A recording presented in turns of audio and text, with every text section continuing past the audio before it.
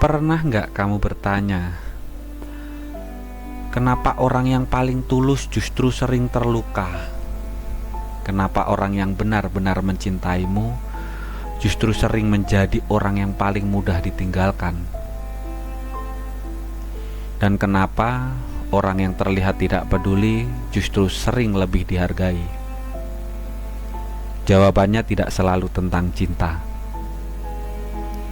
Kadang jawabannya tentang psikologi manusia.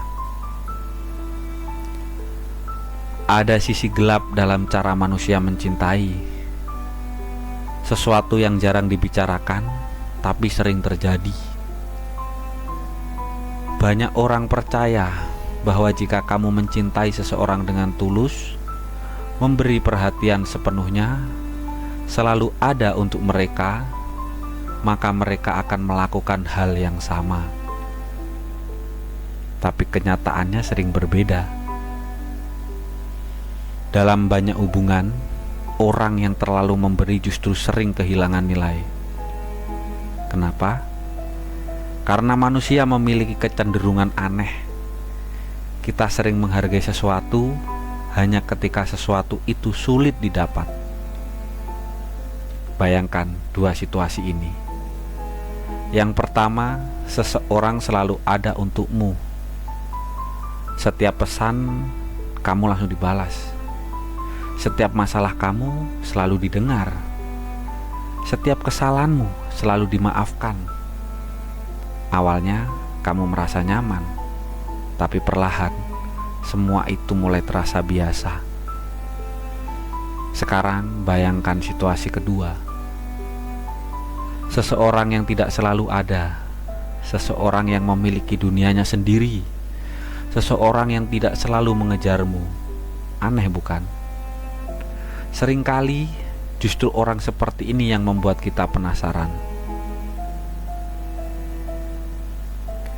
Inilah yang sering disebut dalam psikologi sebagai scarcity effect.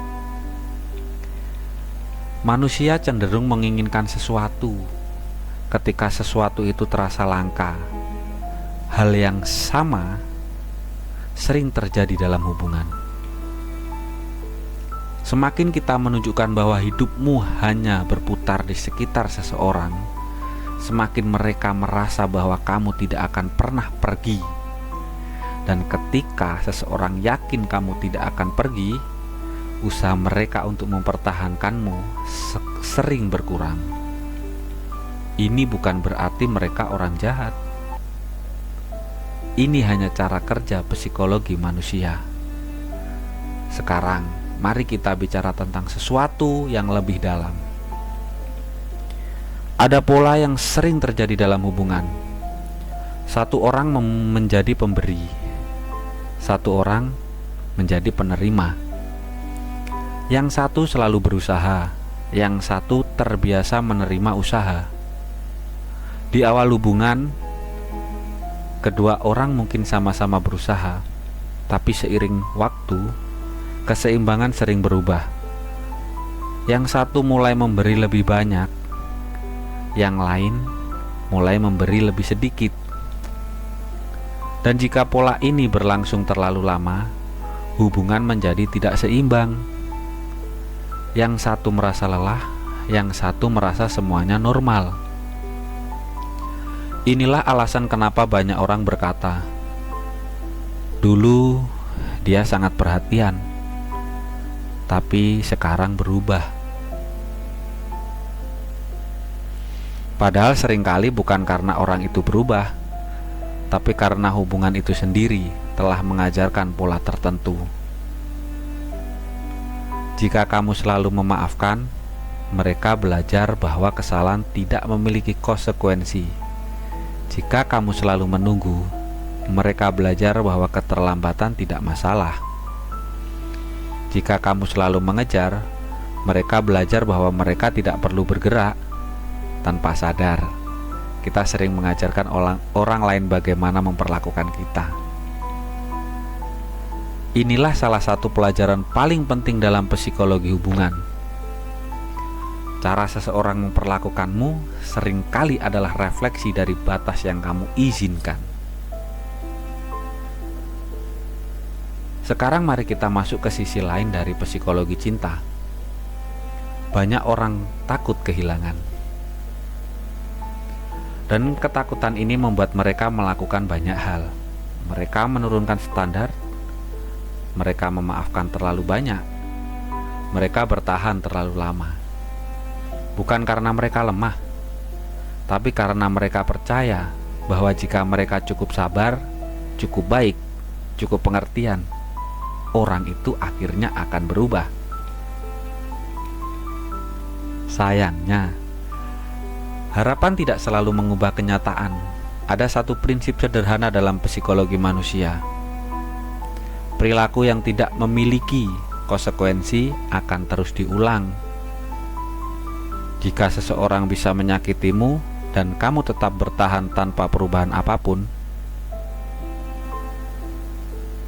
maka secara tidak sadar mereka belajar bahwa perilaku itu dapat diterima. Inilah alasan kenapa batas dalam hubungan sangat penting. Batas bukan berarti kamu tidak mencintai seseorang.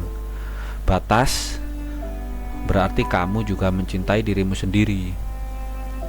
Sekarang mari kita bicara tentang sesuatu yang sering disalahpahami. Banyak orang berpikir bahwa untuk dihargai dalam hubungan mereka harus menjadi sempurna. Lebih perhatian, lebih sabar, lebih pengertian. Padahal seringkali yang dibutuhkan bukan memberi lebih banyak. Yang dibutuhkan adalah menghargai diri sendiri lebih dulu.